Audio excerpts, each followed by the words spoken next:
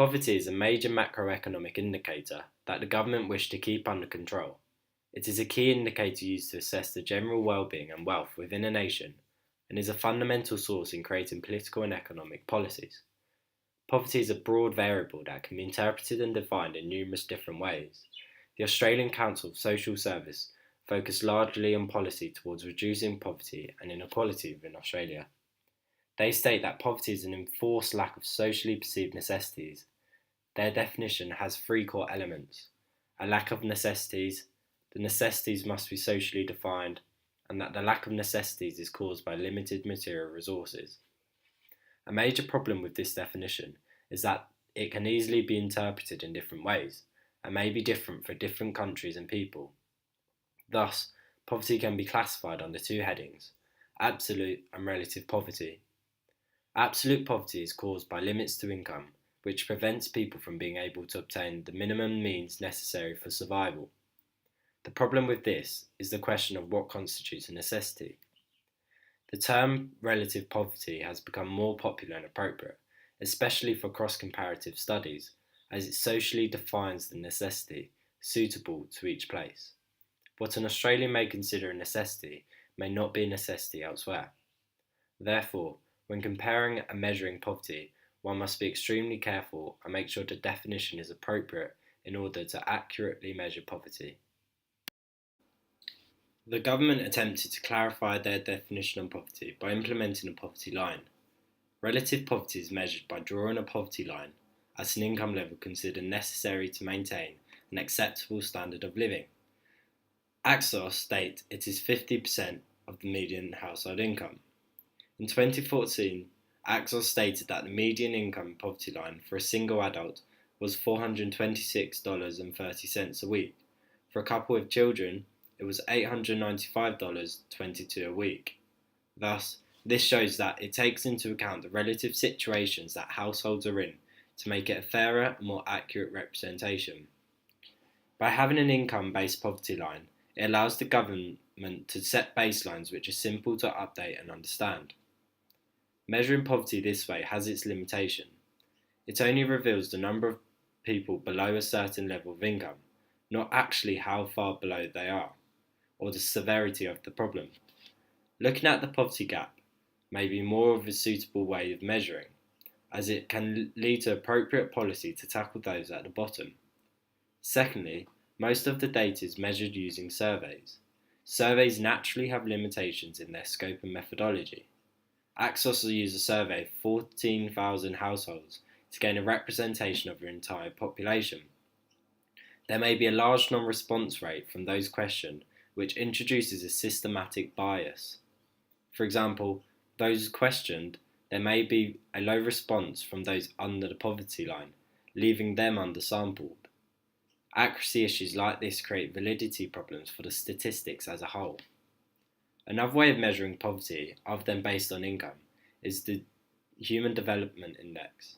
It measures individual satisfaction and is based on the employment opportunities and life expectancy of 187 nations and territories. It is extremely useful for cross-country comparison and to reveal global patterns.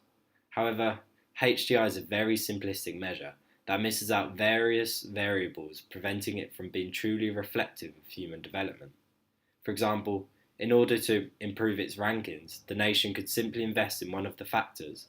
For example, the Australian government have invested money into cutting down smoking habits by not advertising, for example, and since smoking has decreased while life expectancy has increased. This means they will dramatically rise through the life expectancy rankings. This highlights that there may need to be improvements in the robustness of variables measured. Looking at poverty in an Australian context, Australia performs very well in many measures of well-being relative to most other countries in the OECD Better Life Index. Australia ranks at the top in civic engagement and above average in income and wealth, environmental quality, health status, housing, jobs and earnings, education and skills, subjective well-being, and social connections. And between 1997 and 2015, Australia was ranked second in the HDI index. Why then is poverty an issue in Australia, and what is the extent of it?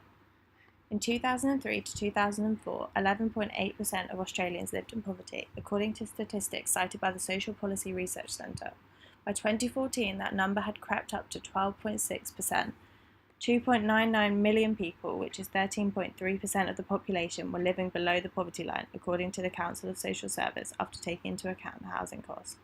Despite a run of 25 years of uninterrupted economic growth, almost unmatched in the Western world, the poverty rate has not budged. The poverty rate for children is an even bigger problem.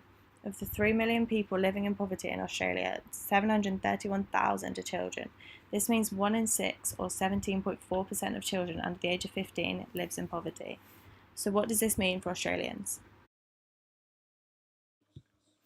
Those who are unemployed do not have an income from work and rely completely on transfer payments such as benefits.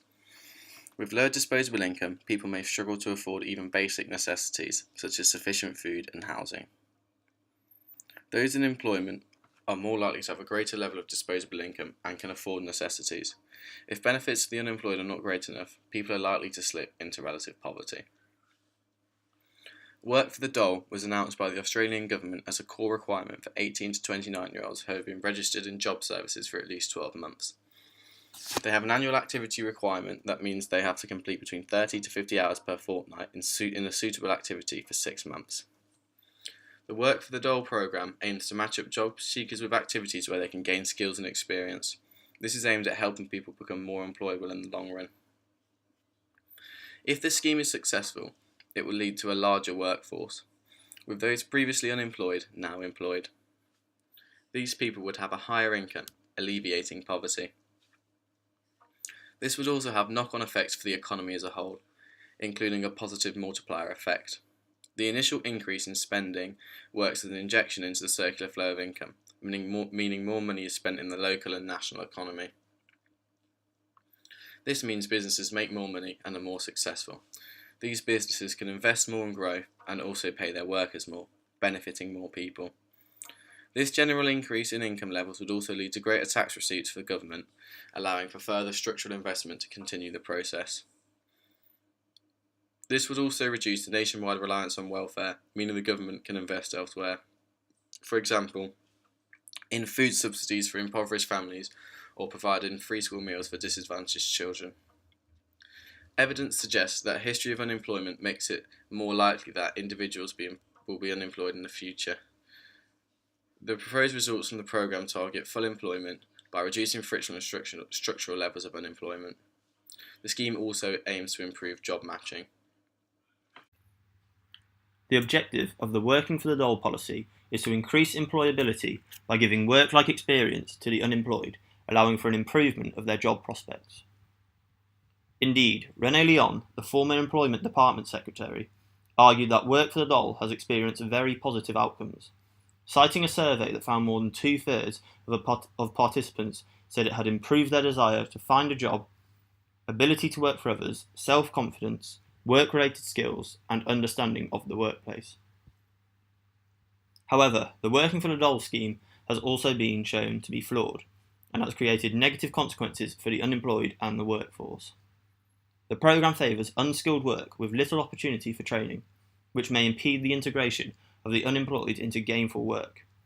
The majority of the unemployed are low-skilled and have low levels of education, and therefore need substantial increase in skill to improve employability.